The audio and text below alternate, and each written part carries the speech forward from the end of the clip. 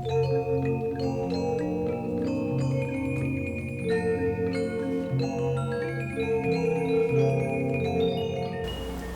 my name is Josephine Lang, and I'd like to share with you a recipe that I got from a good friend of mine who's a naturopath. That's a wound wash, because sometimes we do wind up with a wound that is hard to heal or is maybe then extra dirty inside of it. So not only do we want to really brush it with soap and water to really clean out that wound as best as possible, but we can also make use of hydrogen peroxide, a dilute hydrogen peroxide, to help bubble out any other little bits of bacteria or debris.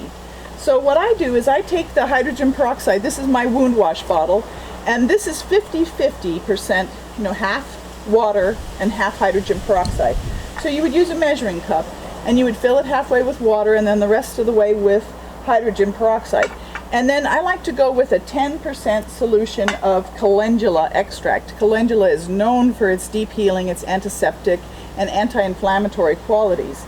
And it's a wonderful herb, and I usually will just get the extract at the healthy food store. This particular one is by Herb Farm. And then you just go ahead and add an ounce of that to your solution, 50-50 hydrogen peroxide and water. Of course, the hydrogen peroxide that you get at the grocery store is a 3% solution.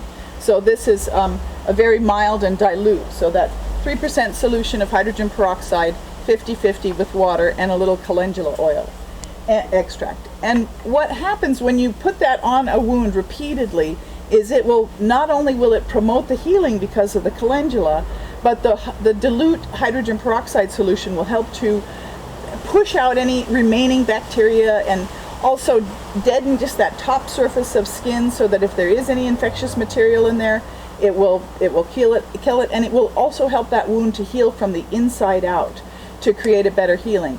Now, we also use this for our dog when she gets little itchy spots on her back near her tail where she can't quite, where she'll kind of worry it a little bit.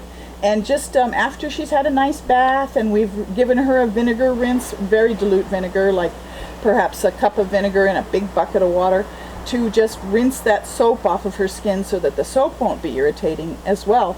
Then we'll just take a wet wash rag and a little bit in a bowl full of this wound wash and just get that nice and wet and gooey and just splop that on there.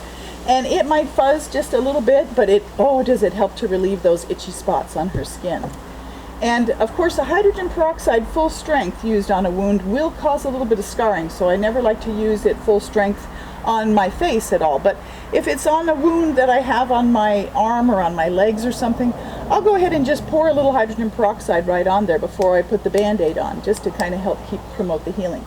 But I wanted to share that little recipe with you for wound wash because it's such an effective one.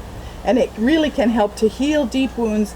If you do have a deeper wound situation, you may have to go to, if it's like on an animal, you might have to go to the vet, or if it's with a doctor, you might have to see a doctor. But for the most part, we can do a lot of our deep wound healing by ourselves using something similar like to this, and bandaging well and changing the bandage regularly.